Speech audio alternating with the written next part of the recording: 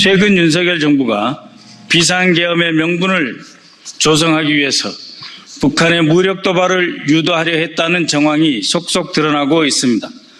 그간 외환 유치와 관련한 여러 제보와 의혹들이 있었으나 본 의원이 이에 대한 공개를 꺼려 해왔습니다. 공개를 하지 않으려고 했던 것은 북한의 위협이 여전한 상황에서 자칫 우리 군의 사기 저하, 지휘관의 판단 혼란 등을 초래할 수 있다는 걱정을 하였기 때문입니다.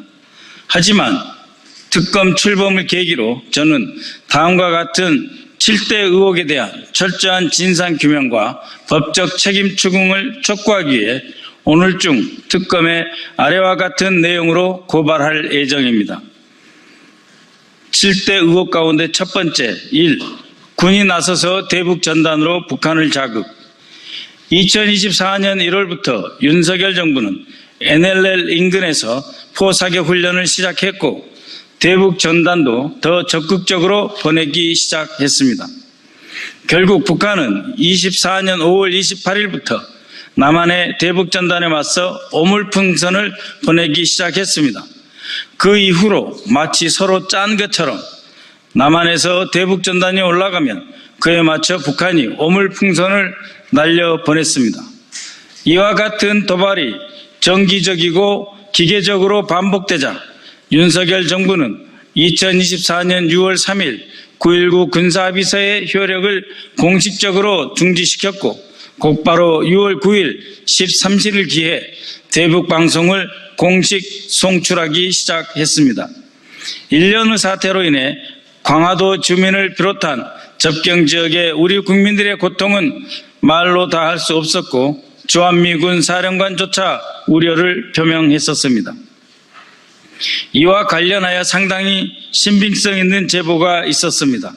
우리 군 일부가 북한이 아주 민감해할 내용의 전단을 살포하고 이를 민간단체로 위장했다는 것입니다. 즉 합참 대북 심리전과를 중심으로 대북 전단 살포를 준비했으며 이에 대한 법률 검토까지 실시했다는 내용입니다. 이를 담당한 서모 대령은 24년 하반기 인사에서 장군 즉 준장으로 진급했습니다. 철저한 수사가 필요합니다. 2. 북한의 오물풍선에 대한 의도적 방치입니다.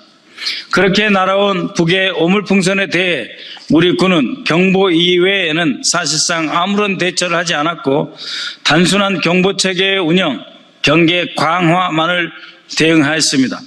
계엄령 발표 직전 우리 해군은 그러나 서해상에서 고속 경주용 드론을 활용한 오물풍선 격추 시범 작전에 성공했습니다.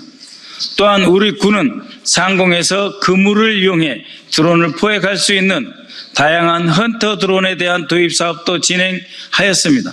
이러한 비충돌, 충돌 회피형 비무력적 대응 역량을 확보하고 있었음에도 오히려 김영현 당시 국방장관은 합참과 회의에서 오물풍선의 원점을 타격하자는 방안을 검토하였던 것입니다.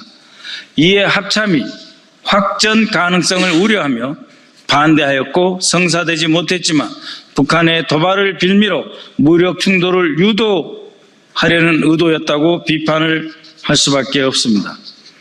세 번째, 6.25 전쟁 이후 최초로 북한 영공 침투와 무인기 침투. 윤석열은 취임 이후 반복적으로 9.19 군사합의서 폐기를 언급해 왔습니다. 이를 무력화하기 위한 무리한 군 작전도 계속했습니다. 윤석열 씨 취임 첫 해인 2022년 12월 26일부터 남북 군사합의서상 규정된 비행금지 구역을 우리 항공기가 통과한 바 있습니다. 정찰기, 무인 정찰기 등이 군사분계선을 넘어 북한 영공에 진입한 것입니다. 우리 군용기가 북한 영공을 침범한 일은 6.25 전쟁 이후 윤석열 때 처음 일어난 것입니다. 이어서 24년 10월에는 평양 상공에 무인기를 보냈다가 추락했습니다. 이 작전에는 윤석열의 지시에 따라 여러 군사령부가 개입되어 있습니다. 심지어 일부 기종은 북한 영공 깊숙이 침투해 선전물 투하 및 도발 유도를 목적으로 설계되었다는 증언도 확보되었습니다. 이는 북한과의 전쟁을 의도적으로 유발하거나 적어도 공격을 유도하여 국내 비상계엄 선포의 명분으로 삼으려 한 시도였고, 대한민국 형법상 가장 중대한 반역죄인 외환유치죄 적용을 심각하게 검토할 수밖에 없는 사안입니다. 4. 해병대 포사격 및 아팔치 헬기를 동원한 통합정보작전 정황. 24년 6월, 7월, 8월, 11월 총 4차례에 걸쳐 백령도, 연평도 인근에서 대규모 해병대 포사격 훈련이 있었습니다. 북한의 연평도 포격을 유발했던 위치를 그대로 표적으로 설정했다는 의혹이 있습니다. 이것은 우리의 포사격 훈련에 북한이 대응할 수밖에 없도록 밀어붙였다는 의혹으로 연결됩니다. 2024년 6월에는 아파치 헬기와 공군 전투기가 위협 비행을 실행했다는 제보도 있습니다. 기존 항공기 항로, 즉 회랑을 벗어나 최근접 비행을 수행해서 북한군의 탐지할 수밖에 없도록 유도한 것입니다. 특히 적에게 노출시키고 고도를 높여라는 등의 지시가 있었고, 적을 타격하라는 등의 명령이 북한의 도청이 가능한 일반 통신망으로 전달되었습니다. 이 훈련에 참여한 아파치 조종사들은 이례적으로 NLL 군사 분계선 바로 아래 선 따라 비행하여 이 정도로 적을 자극하는 게 이상하다 싶을 정도였다. 등산곳 등 북한 기지에서 불과 2, 3km 떨어진 곳까지 비행해 북한 어선이 보일 정도였다 라는 증언까지 있습니다. 이런 작전의 핵심은 적에게 의도적으로 노출되는 것이고, 조종사들의 생명의 위협을 느낄 만큼 매우 이례적인 군사작전이며 계엄 전에 실시하여 북한의 도발을 유도하려 했다라고 의심할 수밖에 없습니다. 5번째, 적 군단 초토화 계획입니다. 세계 4대 화약고, 세계에서 가장 위험한 화약고 중 하나인 한반도에서 무력 충돌을 방지할 최후의 장치는 비례성, 효과성, 충분성에 기반한 한미 연합사의 교전 규칙입니다. 그러나 윤석열 정부는 일시적이고 국지적인 도발에 대해서도 현무나 토러스, K9 자주포, 천무, 미사일 등을 이용해 북한의 전방 군단 전체를 괴멸시키려는 작전 계획도 세웠다고 합니다. 미국과의 공유 표적이 아니라 한 측의 단독 표적으로 적 군단 수십여 곳을 타격할 수 있다는 계획입니다. 이 자료에 의하면, 이 계획에 따르면 23년 11월 5일부터 23일까지 완전하게 계획화되었다. 이 작전 계획은 당시 작전본부장의 지시에 따라 작성된 것으로 보입니다. 이 계획에는 북한의 핵 공격이나 전면전 징후 없어도 괴멸적 타격을 가하자 하는 내용이 들어있습니다. 적 도발에 대한 방어 차원을 넘어서 선제적 전면전을 촉발시키려는 매우 공세적인 작전 계획을 세웠다는 점입니다. 6번째, 노상원 전 정보사령관의 폭사기획 전력을 강조하고자 합니다. 최근 특검 수사와 언론을 통해 윤석열 정부의 군사작전 및 계엄령 구상이 사전에 기획된 것이라는 정황이 속속 드러나고 있습니다.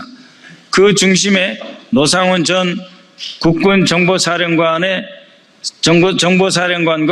김영현 국방장관의 협력이 들어 있습니다. 특히 노상원 전 국방정보사령관의 수첩에는 NLL에서 무인기로 도발을 유도한다, 북한의 군사 반응을 명분으로 삼아 계엄령을 선포한다와 같은 구체적인 문구가 들어 있습니다. 또 서해 모처로 이동시켜 하차한 후 이동 간에 수집한 인사들을 적정한 곳에 폭파한다 하는 계획도 세웠습니다. 이 수첩은 이후 그동안 윤석열과 신원식, 김영현 같은 정치 군인들이 시도한 여러 작전들과 상당한 일치점을 보이고 있습니다.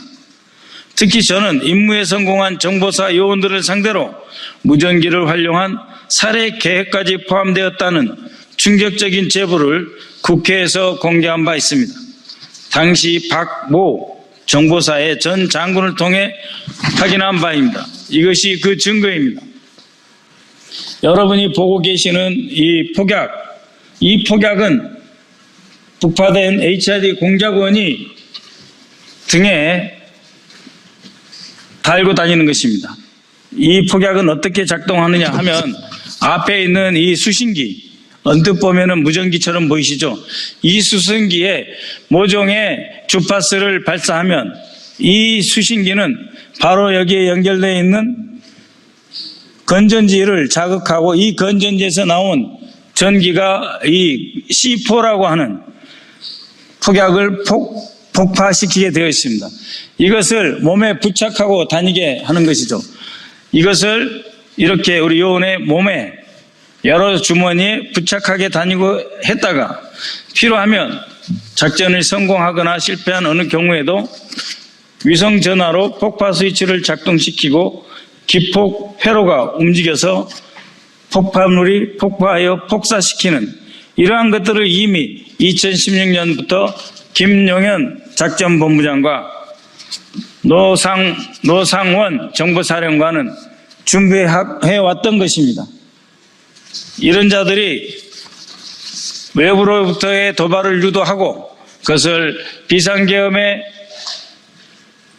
단서로 활용을 해서 내란을 일으키고 마침내 민주인사, 야당 지도자 그리고 종교인까지 모종의 장소로 끌어당겨서 백령도나 전방에서 폭사시키려고 했던 장치입니다. 이것은 무전기 기폭 회로로서 당시 노상원이 정보사령관일 때 실제로 납품되었던 물건입니다. 다만 이 안에 폭약만 안전상 터지지 않는 샘플로 바꿨습니다. 노상원의 수첩은 망상 속의 계획이 아닙니다. 노상원의 메모 한 줄 한 줄이 모두 구체적인 작전 계획이자 실행 계획입니다. 김용현과 윤석열은 이처럼 군을 이용해 차근차근 실행을 준비하였습니다. 7번째, 정보사 요원들의 북한 대사관 접촉 시도입니다. 마지막으로 일부에서는 외환 유치가 성립하려면 단순한 도발 유도나 가능성을 넘어서 외국과의 통모, 즉 공동의 목적을 위해 의사소통, 연락이 있었다는 점이 인정돼야 한다고 주장하고 있습니다. 우리는 여기서 문상호 사령관이 몽골에 병력을 보냈던 사실을 떠올리지 않을 수 없습니다. 24년 11월 말 정보사 소속 중령, 소령 2명이 몽골 울란바토르에 갔다가 체포되었습니다. 이들은 북한 대사관 직원들과 접촉하려다 체포되었던 것이죠. 문 전 사령관은 즉각 몽골 현지로 직접 출국해서 해당 요원들이 정보사 소속임을 몽골 정부에 정식 확인시켜 주었습니다. 몽골 정부에 차단된 공작입니다. 이 대북 공작은 북한 대사관과의 연락망 구축 시도를 위한 것이며 시기는 비상계엄 선포 약 10일 전입니다. 분명 계엄을 위한 북풍 조성 공작 통모라고 판단되기 때문에 특검이 이에 대해서 확실하게 진실을 규명해야 할 것입니다. 존경하는 국민 여러분, 사실 외환 유치죄는 명시적인 합의가 없더라도 적용이 가능합니다. 남북 분단과 6.25 전쟁, 북한의 불법적인 군사도발 이후 70여 년 가까운 분단 세월 속에서 남북 대치 상황 속에서 우리는 이미 어떤 경우 어떤 조건에서 북한이 도발해 올 것이다 하는 경험과 지식을 정보를 이미 축적해 왔습니다. 10월 3일부터 9일까지 날려보낸 무인기에 대해 10월 11일 김여정이 앞으로 또 한 번 이런 일이 있으면 선전포고로 간주하겠다라고 하는 위협적인 담화문 발표. 이제 한 번 더 하면 북한이 군사적으로 반응할 것이라는 충분한 예상을 할 수 있는 것, 이것 자체가 통모에 해당하는 것입니다. 그런 의미에서 외환유치죄가 성립하려면 꼭 언제 몇 시에 도발하라 하고 구체적으로 약속한 형태일 필요나 명시적인 합의서가 아니어도 충분히 북한의 도발을 촉발시킬 수 있는 계획이 작동했다고 하면 그것은 무력 충돌 가능성을 명백히 인식하고도 위험을 감수한 행위로서 외국과의 암묵적 통모 또는 사실상의 공모로 간주할 수 있습니다. 결론입니다. 우리의 여러 군사적 위협 가운데 가장 대표적인 북한에 대해 휴전 중인 우리나라가 군사적 조치나 대북 심리전, 타격 계획의 수립, 작전 계획의 완비, 이것은 당연히 해야 할 군의 의무입니다. 그것을 하지 않으면 국군 통수권자나 국방장관, 군 수뇌부는 임무를 해태한 것이고 직무유기입니다. 그러나 우리의 대북 억제 그리고 우리의 작전 계획은 한미 연합 계획에 따라 안정적으로 그리고 실제 북한의 남침에 즉각적으로 대응할 수 있는 전 국가적 전쟁 계획의 일환으로 수립되어야 하는 것입니다. 이것이 오히려 북한의 도발을 유도하기 위한 부분적인 술수로 정치적 목적으로 악용되어서는 안 되는 것입니다. 이제 우리 대한민국은 다시는 군사적 긴장과 정권 유지를 위한 수단으로 안보의 긴장 상태 자체를 악용되어는 그런 현장이 되어서는 안 됩니다. 이재명 정부는 한반도 평화와 헌정질서 수호를 최우선 과제로 삼고 있고 한미동맹 기반의 안정된 억지력을 바탕으로 무력 충돌을 예방하고 평화 정착의 전기를 만들어 나가야 할 것입니다. 윤석열의 불법 행위에 대한 철저한 진상규명과 책임자 단죄를 통해서 다시는 북한의 군사적 도발을 유도하여 내란을 획책하고 비상계엄으로 장기 집권을 꿈꾸는 그런 지도자와 군이 나타날 수 없도록 해야 할 것입니다. 권력이 안보를 정치에 이용할 수 없도록 제가 제기한 7대 의혹에 대해서 확실한 수사가 진행되어야 할 것입니다. 고맙습니다.